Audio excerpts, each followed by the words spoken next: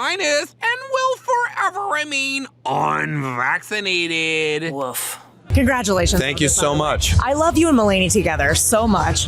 And I love... Who's filming it? Right there. Oh, okay. I'm like looking at him on his phone. I'm like, what the fuck is he doing? Okay. I actually don't work anywhere. Yeah, I know. This is like a full manifestation of your... not supposed to be great. No, I love you and Mulaney together, but you guys have two of the best opening award show monologues that I've ever seen in my life.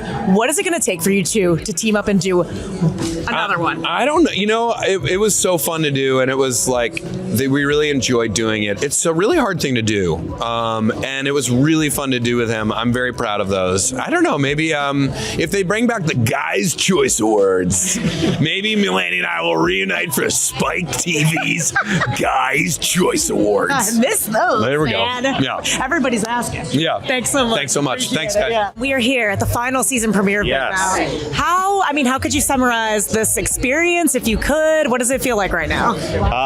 It feels very surreal. You know, animation takes a long time, and when we started working on it, God, it was just like so long ago. My life was completely different. I'm a father now, so I look back at a lot of the things we did, and I kind of hope that part of me is like, it's nice that my daughter will be able to watch this show, and there's part of me that's like, God, I hope that she never watches this show.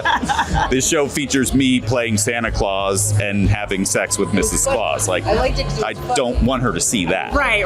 So. Well, I mean, there is so many outlandish things in the show. Do you remember, like, is there one specific memory of getting in the booth one day and being like, I have to say what today? I mean, it probably was the Santa Claus thing. And it was an episode that I co-wrote, so I had no one to blame but myself.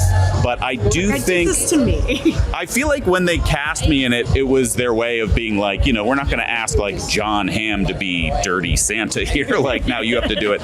But it was during COVID, not to bring everything down, and I had to record it out of my home, and so they had me like get under a blanket and say all these dirty things as Santa Claus, and my whole family was in the house with me, so that was gross. Oh, that was the strangest part of COVID, is like working around people, and they're like, what are you doing? I'm like, don't worry about it, I'm just interviewing people over Zoom. I don't know. For whatever reason, my house doesn't have any closet doors on it, so they were like, the only way the sound is going to work is if you get under a blanket.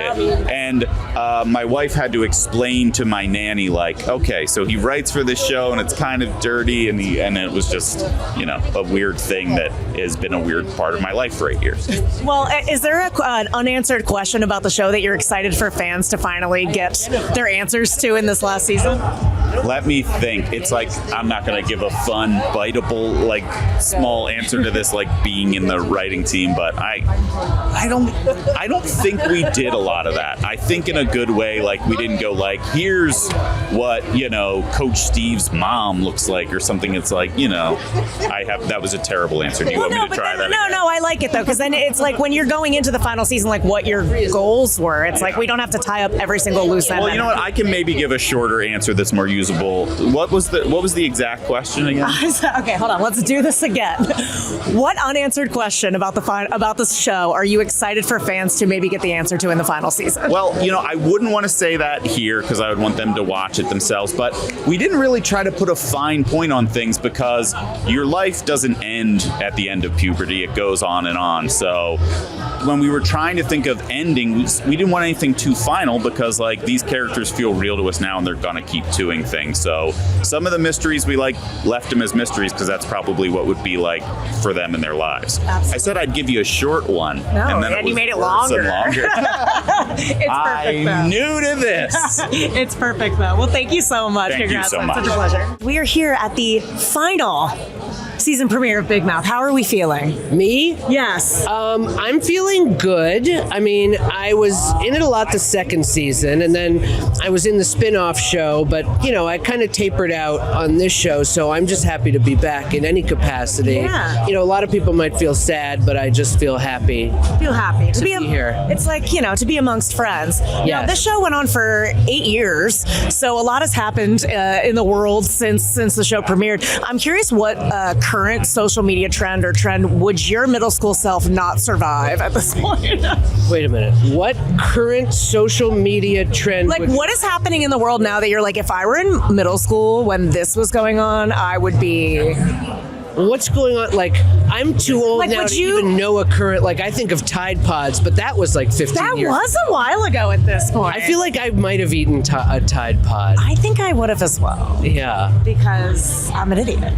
I kind of want to put it in my. I've put them close to my mouth just at this age. Oh, you're like still about to do it. They just look so like just a dissolving gluten sort of shell. It's like petting It's like a mochi. Right. It's like petting a bear. It's like, well, why would you make it so cute if I can't pet it? Yeah. Pet it. I think it's time we identify the unidentified greasy creature from Skeleton Crew.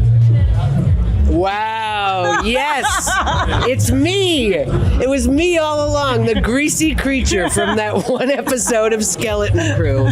That was great. Fun fact about greasy creature, not greasy. Just an exoskeleton, just a dry plate, from what I can tell. So he's just being bullied. Or it's a comment on his demeanor or personality. Or ethnicity. I don't know. Like, Well done, yeah. it's offensive. Yeah. I only say that because I'm the biggest like Star Wars fan of all time, and even getting to play a rock on Star Wars would be so amazing. excited. So I'm just curious to hear about your experience. Well, John Watts and Chris Ford were the creators of that show, and I know them from back in like making short films in Bushwick days. We used to do short films together and stuff. And they hired me and my other friend and performing buddy, Anthony Atamanik, to come be the rat at the bar and the greasy creature. And they recorded our voices, and then those were like animatron heads that were synced to the recordings. That's cool. So yeah, we weren't there when they shot it, but we recorded the voices, and it was very gratifying. That's awesome. I thought it was a great show. So yeah, It congrats. was great. What else you got coming up? I am in a new. Well, there's the Trey Parker, Matt Stone movie, Kendrick Lamar thing that I played a role in. Tell me more. Well, I don't know. It's shot. I don't know what's not good to say, but it's like shot. And it's coming out next year, I believe. Yeah. There we go. Big headline. Shot coming out next year. Yeah. Well, congratulations. Thanks so much. Thank you. Thanks Thank you for stopping. speaking to me. Have a good one. I mean, how does it feel to be here at the final season premiere? And what were your goals going into this final season? Did not expect to be the longest running show on Netflix when we showed up. Hell yeah. So that was awesome. We wanted to just make something that we could be proud of and that we could love.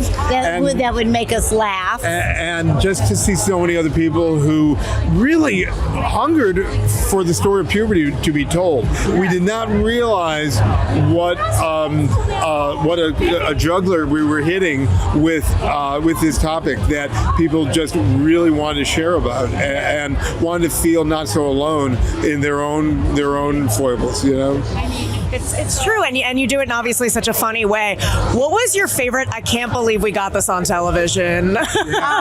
Well, in the first season, there's a moment with Garrison Keillor, that Garrison Keillor's severed head that is untoward, and I can't believe that they let us do it. And that's when we really realized, we can really go for it. That was really the moment where I realized, this is our playground. Netflix is really going to let us do whatever we want, and they really did. We got when I say a handful of notes for 8 seasons, I mean it. They were incredible. That's impressive. It was. I would think that getting Hugh Jackman to play the Hugh Jackman penis was a milestone for us. You know, we worked with a lot of stars on the show, but to get Hugh to agree to play a penis shaped like Hugh Jackman was a milestone for us. Yeah. I love it. Well, congratulations. Thank you so much. Thank you so much. What is your biggest, I cannot believe we actually got that on television moment across these seasons? You know, I've been thinking a lot lately about the first time we watched the animatic of the very first episode. And the animatic is the black and white animation. And I always watch it the first time with the staff because I want to see it fresh. And the only time we watched it ahead of time the night before was the very first time. And I remember watching it, and about 5 minutes in, Maury the Hormone Monster is convincing a young me to masturbate while his friend is asleep in the next bed. And I remember sitting there thinking, like, I've never seen anything like this on TV. I don't know if anybody's going to want to see it, but it's definitely new. Yeah. Well, even though, I mean, it's I think it's an important show for young people too. Like, what are you most proud of when you look back at this show? I'm proud of the frankness that we've talked about puberty and sexuality with, because we learned this when we were doing stories about the Shame Wizard, that when you don't talk about something, the assumption is that it's shameful and that there's something wrong with you and there's something wrong with it. But then when you do actually talk about it, you find that a lot of people more or less have had a very similar experience, and you're not alone and you feel less bad about it. Well, congratulations. Thank you Thanks so much. Such a pleasure.